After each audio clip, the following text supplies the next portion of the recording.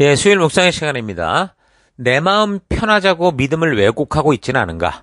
내 마음 편하자고 믿음을 왜곡하고 있지는 않은가? 이런 제목으로 또 하나님 말씀 계속 함께 나누겠습니다. 자, 어제 우리는 초대 기독교, 예수님이 그리스도로 오시고 이루신 이 복음이 전파되는 초기부터 왜 유대인들은 오직 예수님 믿는 믿음 외에도 자꾸 율법과 규례, 할례들에 얽매여 살 수밖에 없었는지 살펴봤습니다. 오늘날 우리들도 믿음의 삶을 산다고 하면서 하나님께서 성경을 통해 말씀해 주신 말씀과 약속을 따라 믿음으로 살기보다 말씀에 대한 믿음이 아니라 나의 만족과 나의 느낌에 대한 믿음을 가지고 살아가려는 성향이 있다라는 걸 우리가 알 수 있죠. 그래서 현재 우리 시대의 신앙을 보면 여러 가지로 혼란스러운 상태라는 걸 알 수 있습니다. 오직 믿음, 이 교리는 구원의 확신을 주지만 믿음이라는 이 개념이 좀 추상적이고 보이지 않는 것이기 때문에 일부 교인들은 자신의 믿음이 진짜인지 의심하게 되죠. 그래서 눈에 보이는 행위나 체험을 통해 구원의 확신을 얻으려는 그런 심리가 작동을 합니다.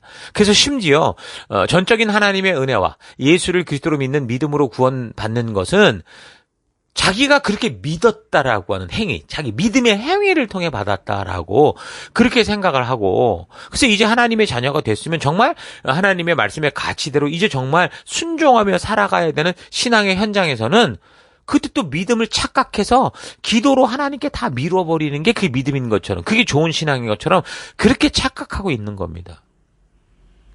그러니까 그 대신 교회당 안에서 도를 넘는 과한 종교적 수고들, 헌신, 봉사가 있어야 또 축복을 받는다. 이런 식으로도 또 생활을 하고 완전히 뭔가 신앙의 기본 자체가 없이 막 흔들리는 그런 모습을 볼 수 있습니다.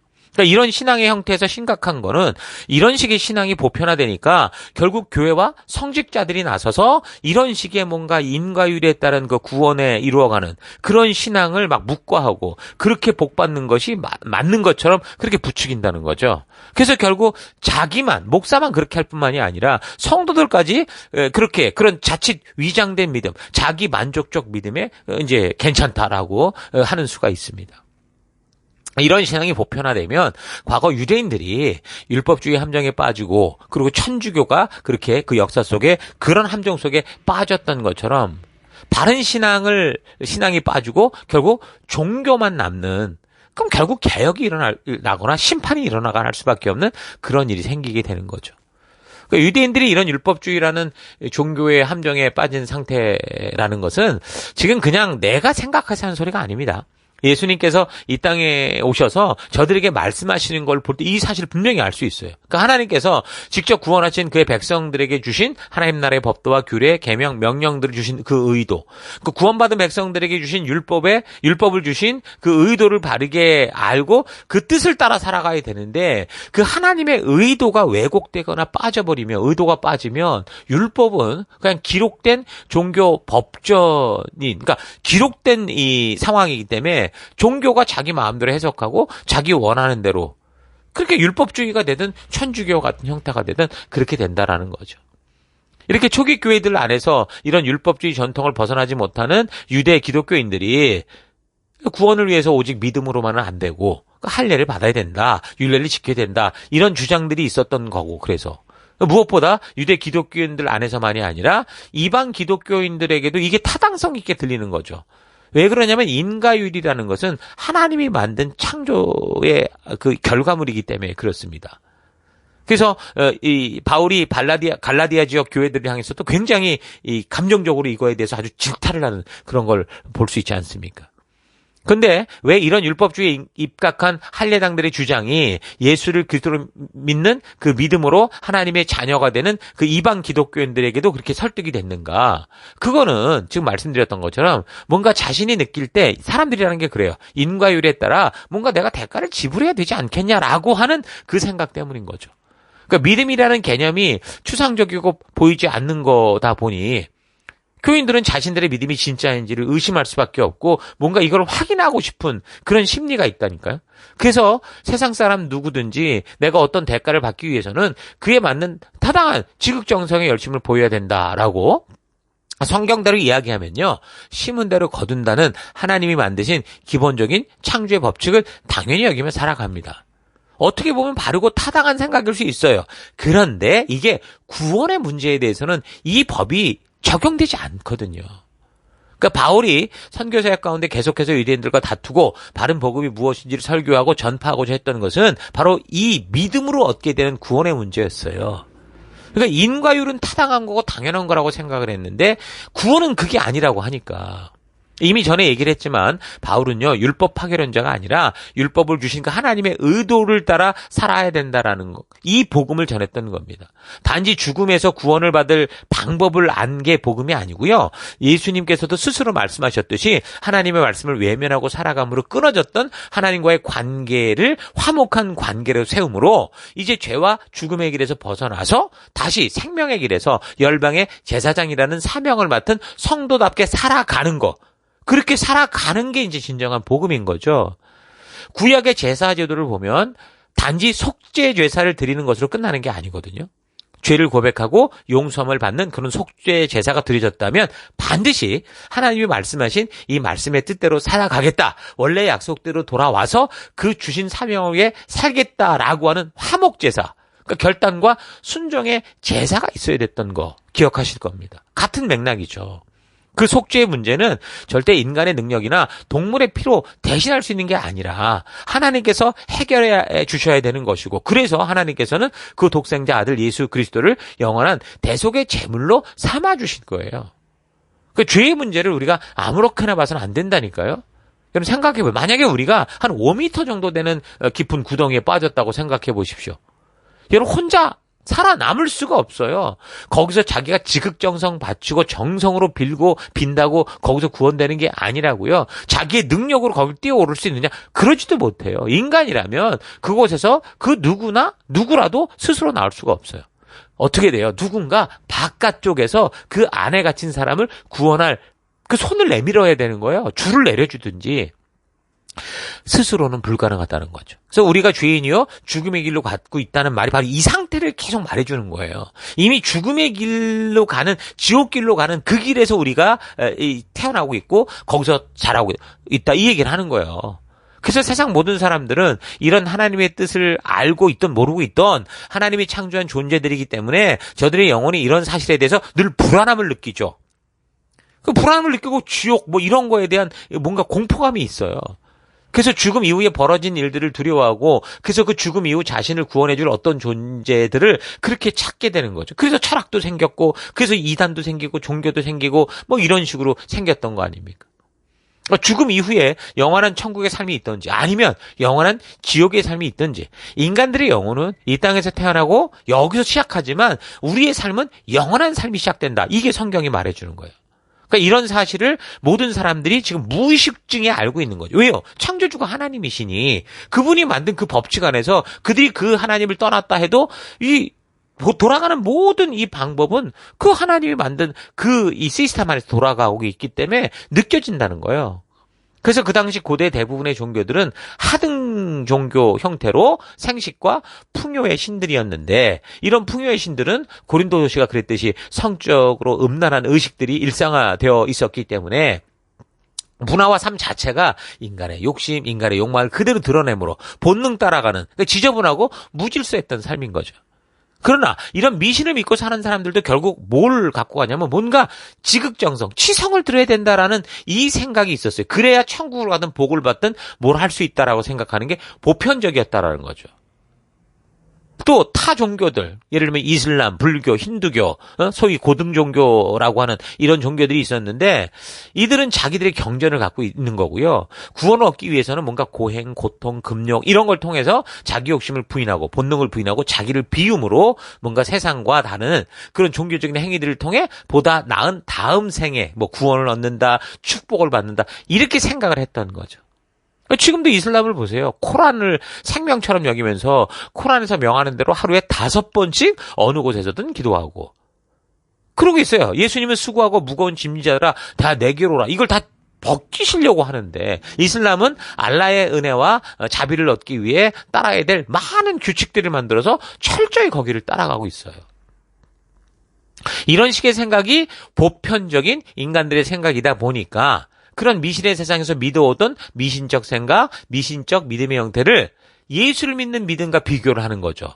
그래서 과거 자신들이 믿고 살아왔던, 인식했던 미신적 행동의 수준에서 예수님의 부활, 예수님의 죽음, 이거를 그렇게 자기들끼리 착각을 하는 거예요. 그럼 가끔 이 교회를 다닐 때 손자, 손녀들 손에 끌려서 오는 할머니, 할아버지들이 있어요. 그러니까 손자, 손녀들이 막 전도를 하다 보니 그렇게 뭐 부인할 수도 없고, 막 이렇게 애들을 뭐라고 그럴 수도 없으니까 그렇게 미신만 믿고 살아왔던 할아버지, 할머니들이 교회를 오는데, 나름대로 그래서 들어보니, 여기는 예수신을 믿는가 보다. 그렇게 생각을 하고, 그럼 그 신을 내가 믿어야지. 이래가면서, 과거 자신들이 믿던 방법대로, 이전에 믿던 다른 미신을 믿던 그 방법대로 그 예수신에게 기도하고 정성을 바치고 지성을 바치는 것을 본다니까요. 그러니까 그런 미신적 생각에 바탕을 둔 사람들이 창조주 하나님께 구원을 받음에 있어서 인간으로 타당한 정성과 믿음의 행위를 어떤 걸 보이지 않는다면 과연 그 하나님이 구원해 주실까? 그 신이 우리를 받아줄까? 이런 식으로 생각을 하는 거죠. 그러니까 이런 미신적 생각의 여파가 기독교 안에 많이 깔려 있습니다. 그러니까 기독교 역사를 살펴볼 때 과거 17세기 독일에서 시작된 그 경건주의 같은 경우는 루터교의 그 형식적인 신앙을 비판하면서 개인의 경건한 삶, 체험적 신앙 이걸 강조했었거든요. 그래서 경건주의는 신앙이 단순히 교리적 동의가 아니라 개인의 회심의 체험과 또 경건한 삶, 기도나 금식이나 선행으로 나타내야 된다. 그렇게 본 거죠. 그래서 이러한 경건주의는 현대 우리가 이제 속해 있는 개신교, 특히 이제 복음주의 교회 안에 큰 영향을 미쳤습니다. 그래서 예를 들면 회심을 체험하는 거, 방언, 성령 체험, 눈물의 회개 이런 것들이 구원의 증거다라고 그렇게 생각하는 경향이 있죠. 또한 20세기 오순절 운동과 은사주의 같은 경우는 성령 체험, 그러니까 방언, 예언, 치유 같은 걸 강조하면서 이런 체험이 구원의 확신과 신앙의 증거다. 바른 신앙의 길이다라고 여기게 된 겁니다. 그래서 일부 교인들은 성령 체험이 없으면 구원이 완전하지 않다라고 느끼고 뭔가 2등 성도 이런 식으로 생각을 하는 거예요. 그리고 감리교 역사 경우는 존 웨슬리 같은 경우 감리교의 창시자인데 성화의 과정을 강조하면서 신앙생활에서 도덕적인 완전함과 경건한 삶을 추구해야 된다라고 가르쳤죠. 그래서 웨슬리는 오직 믿음을 부정하지는 않았는데 믿음이 성화의 열매, 행위로 나타내야 된다라고 봤어요. 그러니까 이런 기독교 역사의 흐름 속에서 개신교 교인들이 행위와 체험을 통해 구원의 확신을 얻으려는 그런 태도, 그런 자기들도 모르는 그런 어떤 경향이 생겨버린 거죠. 그래서 오늘날 교회 안에서도 만약 기도한 대로 만약에 이루어지지 않으면 뭐가 정성이 부족한 것처럼 이 얘기를 합니다. 자, 이런 걸 갖고 이제 이단들이 엉뚱한 이 교주들이 돈 뜯어먹는 그런 방법 아닙니까? 또는 갑작스럽게 삶을 살아다가 갑작스럽게 좋지 않은 일이 생기면 뭔가 이 사람이 하나님께 잘못해서 이런 거야. 하나님이 노해서 그런 거야. 이런 식으로 생각하는 게 대부분이죠. 그래서 그런 위기를 만난 분들이 위로를 받기보다 이상한 목회자들 만나면 정죄받고 더 깊은 상처받고 막 돈 갖다 바치고 재산 뜯기고 이런 일이 다반사입니다. 그러니까 간절히 기도하고 원하는 바에 응답이 없는 경우는 기도에 지극정성이 없으니까 또 남보다 조금밖에 못했으니까 기도 시간이 짧다 그거죠. 그래서 응답을 받지 못한 거다. 이런 식으로 생각을 하는 거예요. 그래서 자기가 원하는 것을 응답받기 위해서 얼마나 공을 들이고 많은 시간들을 기도했는지를 그걸 자랑하고 얼마나 믿음이라는 명목으로 거액의 헌금을 했고 지극정성스러운 어떤 헌물을 바쳤는가 이런 것들. 그러니까 겸손한 척하면서 간증이라는 명목으로 아주 자랑스럽게 떠들어대죠. 그런 간증의 뿌리에 잡고 있는 게 바로 이런 인과율, 공로주의라는 거예요. 그래서 신앙생활을 하면서도 오랜 시간의 기도나 금식과 같은 행동을 하지 않으면 영성이 떨어지는 것 같이 막 느껴요. 그래서 결국에는 어디까지 가면 구원에 대해 불안한 마음까지 들어가더라는 거죠. 그래서 구원파들이 이런 걸 꼬투리 잡아서 당신 구원 받았어? 이래가면서 이상한 이단적 생각, 공로주의적 종교의 함정에 빠뜨려 사람들을, 성도들을 가스라이팅 하는 거예요. 그래서 그렇게 본의 아니게 인과율에 민감한 사람들, 이런 사람들은 어떻게 보면 공짜보다 당연한 대가를 치러야 된다고 생각하는 그런 사람들인데 사실 인생을 살아가면서 참 좋은 생각을 가지고 있는 건 맞아요. 내가 뭔가 당연히 대가를 땀을 흘리고 받는 거 좋은 거죠. 그러나 이런 사람들이 이런 성격으로 인해서 본의 아니게 교회를 찾아도 뭔가 지극정성을 강조하고 억지로라도 기도시키고 도전해서 큰 헌금 시키고 이런 교회를 찾아간다니까요. 새벽 기도, 금요철야 등을 통해서 거기 나가는 것도 하나님과의 관계가 아니라 뭔가 열심을 내는 이것의 이 뿌리에 뭐가 있냐? 스스로 이 종교적 행위에 얽혀매 있는 거예요. 가스라이팅 당한 거예요. 그래서 하나님이 주신 참된 자유가 아니라 종교적 굴레에 매여서 아주 무거운 짐을 지고 가는 그런 걸 볼 수 있죠. 그러니까 기도라는 게 스스로 하나님과의 관계를 소중히 여겨서 나와 살아계신 하나님과의 이 관계 가운데 오래 함께 머물고자 하는 그런 것이 기도여야 되는데 교회가 이거를 종교의 방법으로 만들어서 억지로 시키니까 간절하게 기도하지 않으면 뜻하는 바가 이루어지지 않는 것처럼 지극정성의 한 부분이라고 이렇게 얘기를 하니까 일방적으로 간절하게 하나님을 설득하면 하나님이 너의 뜻을 들어주실 거다. 너의 이 지극정성을 누가 외면하겠냐? 이런 식으로 밤낮 물불 없이 물불 가리지 않고 헌금하면서 기도하게 하고. 이런 거하고는 정말 성경이 말하는 기도는 전혀 다른 거죠. 그러니까 이런 맥락에서 볼 때 바울의 전도 당시 초대 유대 그 기독교인들도 예수를 그리스도로 믿는 믿음 외에 뭔가 심심한 거예요. 심심한 거야. 그래서 할례를 받고 규례를 지켜야만 구원을 얻을 수 있다. 이런 식으로 이제 생각이 치우친 거죠. 그러니까 그 시대 우상이 판을 치는 그런 사회 속에서 유대인들이 하나님의 말씀을 따라 절제하고 금욕하고 도덕적으로 깨끗하게 살아가는 그런 삶은요. 그동안 그 시대 음란하고 무질서한 삶에 진절머리가 나는 그 세상 사람들에게 아주 큰 영향력을 미쳤던 건 확실히 합니다. 그러니까 지금도 사람들이 그렇잖아요. 교회를 다니든 다니지 않든 교회 안에서 그렇게 자신을 철저하게 절제하고 금욕하며 살아가는 사람들을 아주 진정한 신앙인인 것처럼 생각하고 그런 사람을 존중합니다. 그래서 자기들과 함께 뭐 교회 다닌다고 하면서 술 먹고 놀고 이런 교인들을 보면서 그 먹고 즐기는 순간에는 야, 너 정말 마음이 열렸구나. 좋은 사람이다. 관용적인 사람이다. 이렇게 말하지만 결국에 가서는 그런 교인들을 경멸하고 절대로 바른 종교의 길을 따라가는 사람이라고 말하지 않아요. 저 타락한 놈이라고 그러고 다 가짜라고 그러죠. 그러니까 보편적인 사람들은 구원을 받아야 하는 합당한 이유들이 있어야 한다고 인과율적인 생각, 공로주의적인 생각을 하는 것이 본능입니다. 그러니까 인과율의 삶을 살아왔던 사람들에게 유대적 전통을 주장하는 사람들이 말하는 이 구원에 있어서의 뭐 할례라든가 이 율법적 행위의 요구는 아주 강한 설득력을 가지고 먹혀들 수밖에 없었던 거죠. 근데 바울은 보편적인 유대인들의 생각, 보편적인 사람들의 생각들을 이제 다 뒤집어 엎어버린 거예요. 사실 바울의 말이 아니라 예수님의 말씀이셨고 하나님께서 예수 그리스도를 통해 우리에게 계시하여 주신 참된 진리인 거죠. 예수님도 그렇게 떳떳해지려고 의인을 부르러 온 게 아니고요. 죄인을 부르러 왔다라고 그렇게 말씀하셨습니다. 바울도 구원의 백성이 되는 것은 그런 자신의 의로 나가고자 하는 게 아니라 이 일을 이루신 하나님의 그 뜻, 예수님을 믿음으로만 구원된다. 그런 인과율이 아니라 오직 믿음으로만 구원된다라는 걸 외치는 거예요. 그래서 인과율의 법칙에 따라 살아오던 사람들에게 이 믿음으로 구원을 얻는 소식은 종교적인 무거운 짐을 벗어내는 사실 솔직히 말하면 굉장히 희소식이거든요. 뭔가 종교의 짐을 다 내려놓을 수 있으니까. 수고하고 무거운 짐을 다 내려놓을 수 있으면 얼마나 좋겠어요. 근데 마음 깊은 곳에서는 본능적으로 늘 인과율에 따른 그 생각과 맞지 않기 때문에 그리고 그동안 그들이 종교라고 하는 이 틀 안에서 세뇌받았던 이런 생각 때문에 쉽게 혼란에 빠져들죠.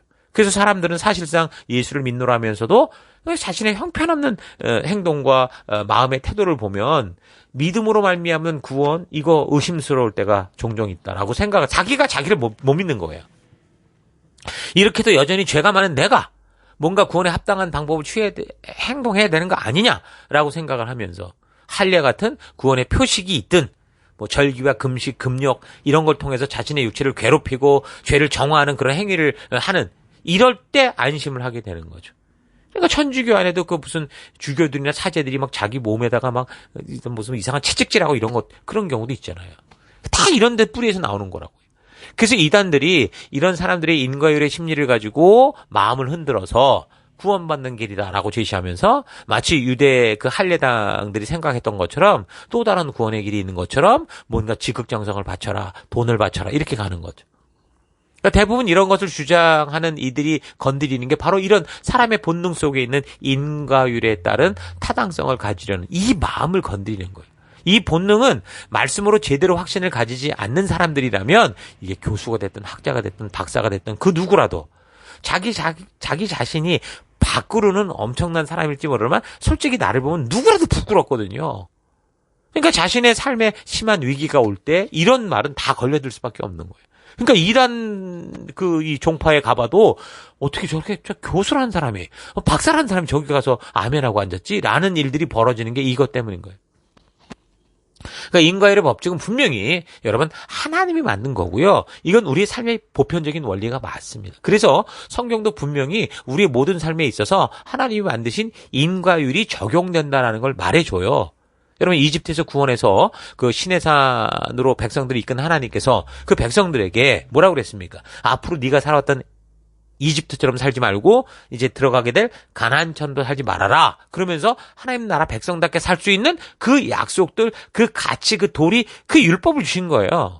그러니까 그 결론은 그 말씀대로 순종하고 살면 뭐라는 거예요? 준비한 축복이 있다. 근데 너희가 불순종할 때는 최악의 삶을 살게 될 거다. 따지고 보면 인과율의 삶의 원리가 그 율법 안에도 심는 대로 거둔다는 그 법칙이 그대로 있어요. 그러니까 바울도 오직 믿음으로 구원받는다는 편지를 보낸 갈라디아 교회에게 이 말을 해요. 갈라디아 6장 7절. 스스로 속이지 마라. 하나님은 만홀히 여김을 받지 아니하시나니 사람이 무엇으로 심든지 그대로 거둘 거다. 그러니까 우리의 모든 삶, 그것이 신앙의 삶이든 일상적인 삶이든 이런 인과율은 하나님이 창조하신 법칙이기 때문에 반드시 모든 삶에 그대로 적용됩니다. 그런데 이게 우리의 구원의 문제에서는 적용이 안 된다는 거예요. 하나님께서 절대로 그렇게 요구하시지 않고 만약에 이대로 이 행위대로 받는다고 누가 구원을 받겠습니까? 이미 이건 불가능한 거였어요. 그래서 은혜의 법칙을 말씀하시는 거예요. 우리의 모든 삶에는 심은 대로 거두는 법칙이 당연히 적용되지만 구원의 문제에 있어서는 우리의 노력과 땀 흘리는 정직한 수고, 종교적 열심을 통해 해결할 수 없는 겁니다. 구원은 그런 문제의 차원이 아니에요. 구원에 있어서 인과율이 적용되면 모든 인간은 죽어야 되는 게 결론이에요. 아담과 하와의 타락 이후 인간이 걷는 이 길은 하나님이 만드신 천국의 길과 떨어져 평행선을 이루는 지옥의 길이라고요. 마치 기차 철도처럼 평행선을 이루지만 하나님의 길은 천국을 향해, 우리의 길은 지옥을 향해 가고 있는 거죠. 이미 말한 것처럼 한 5m 구덩이에 빠져도 스스로 나올 수 없는 게 인간인데 누가 위로부터 도와주어야만 그 함정에서 빠져나올 수 있는 건데 지금 우리의 상태가 바로 그런 상태라는 거예요. 그런 지옥으로 가는 함정에 빠져 있는 상태다. 그래서 구원의 문제에 있어서는 절대 우리의 노력으로 수고로 될 수 없고 오직 이 모든 걸 해결할 수 있는 위로부터의 손길, 하나님으로부터의 도움과 구원의 손길이 필요한 상태다. 그런데 그 당시 유대 기독교인들이 할례를 받고 율법을 지키면 그 하나님께로 갈 수 있다라는 식으로 구원의 조건을 외쳤기 때문에 이 바울 사도와 정면으로 충돌될 수밖에 없었던 겁니다. 바울도 이런 사실을 전혀 모르다가 예수님을 만나고 나서야 그 바른 진리를 깨닫게 됐잖아요. 그래서 이 깨닫게 된 진리를 목숨 바쳐 전하고자 하는 것이었고 그래서 이 진리를 혼탁하게 하는 이들에게 갈라디아 1장에서 이야기하듯이 너희가 다른 복음 전하면 저주받을 거다라고 할 정도로 이 구원의 문제는 오직 예수, 오직 믿음으로만 된다라는 걸 말하는 거예요. 우리가 예수를 믿고 하나님의 자녀가 돼서 하나님이 말씀하신 율법의 의도를 따라 사는 거는 구원의 문제와 관련된 게 아니고 하나님의 자녀답게 살아가는 삶과 관련된 겁니다. 우리가 부모님의 자녀로 태어나서 계속 그 자녀로 살아가려고 끝없는 지극정성을 들이고 부모의 비위를 맞추며 사는 게 아니잖아요. 부모님의 자녀이기에 그 자녀답게 살아가는 게 부모에게 가장 소중한 것과 마찬가지라는 거 잊지 마십시오. 자, 이런 사실 잊지 마시고 구원 그 이후 성도의 정체성을 바르고 온전히 알아서 짧은 인생을 살아가는 동안 참된 하나님의 백성다운 삶을 살다가 천국 백성 되는 우리가 될 수 있기를 바랍니다. 자, 오늘 하루 믿음 안에서 살고 있다고 생각하고 있는 나도 초기 유대 기독교인들처럼 그 믿음으로 사는 것을 부정하지 않는다고는 하지만 뭔가 내 마음에 만족을 주고 안심을 주는 어떤 종교적 행위들을 해야 된다라고 생각이 있어서 그렇게 추구하고 있지는 않은지 좀 되돌아봅시다. 오직 믿음이라는 말은요, 하나님께서 계시하여 주신 참된 구원의 진리, 그러니까 예수가 그리스도시고 살아계신 하나님의 아들이요, 예수님으로 말미암지 않고는 아버지로 갈 자가 없다라는 진리를 믿는 이 믿음의 바탕을 두고 할 수 있는 말입니다. 오직 믿음을 외치면서도 그 믿음이라는 게 자기 마음의 만족, 자기 심정의 안정을 위한 것을 추구하는 것들을 해야 된다고 하는 건 것으로 착각을 하면 초기 유대 기독교인들이 할례와 규례를 지켜야 구원에 대해 안심이 된다 하는 것과 다를 바가 없는 거죠. 인과율에 따른 삶의 원리는 하나님께서 창조하신 원리가 분명하고 그래서 모든 인생의 삶에 당연히 적용되는 거지만 죄를 용서받고 구원의 백성이 되는 것과는 상관이 없다는 거 잊지 마십시오. 그래서 구원 그 이후 우리가 하나님이 주신 율법의 의도를 바르게 알아야 되는 건 구원 그 이후 하나님의 백성답게 살아감에 있어서 순종하는 삶을 걸어가는 이들을 위해 하나님께서 준비해 주신 축복을 누리는 일과 관련된 삶의 원리다라는 거 잊지 말고 눈물을 흘리며 씨를 뿌린 자가 기쁨으로 단을 거두리라고 하시는 이 말씀의 참 뜻을 바르게 알아서 우리 삶의 현장에서 하나님께서 우리에게 주신 이 모든 기회를 가지고 최선을 다해 후회 없는 노력과 수고의 땀을 흘린 하루하루 되기를 바랍니다.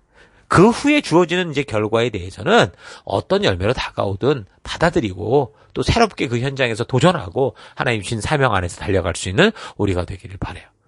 우리의 마음이 편하자고 잊지도 않은 허구의 신을 만들고 하나님께서 말씀하신 의도와는 전혀 다른 그런 종교를 그럴듯하게 만들어내는 거 이건 스스로 절망의 길로 가는 겁니다. 그래서 우리는 성경과 역사를 통해 하나님의 진정한 뜻을 바르게 알아서 그 뜻하는 바가 인도하는 길을 따라서 그 길이 좁고 험한 길이라 해도 믿음으로 끝까지 걸어갈 수 있는 창조주 하나님이 찾으시고 기대하는 진정한 믿음의 자녀된 여러분들 될 수 있기를 주의 이름으로 축원합니다. 오늘 하루도 힘내십시오. 잠시 기도하겠습니다.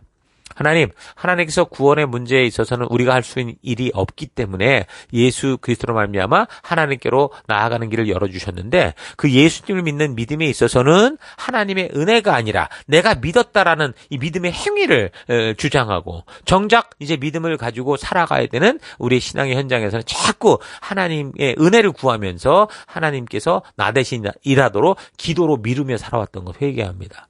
영생하는 생명이 달린 길에서 노력해야 구원된다고 했다면 아마도 모두 종교의 굴레에서 지쳐 죽었을 건데 오직 은혜로 생명의 길로 불러주시고 인도해 주시니 감사합니다. 믿음 안에 들어와서 초기 유대 기독교인들의 혼란처럼 또 다른 종교적 행위 구원의 함정에 빠져서 내가 정해놓은 신앙의 기준을 가지고 나의 만족과 마음의 안정, 안심을 위해 헛된 종교의 굴레를 만들지 않고 우리 하나님께서 주신 이 말씀을 기초해서 오직 믿음으로 매일의 삶을 살아가는 내가 되기 원합니다.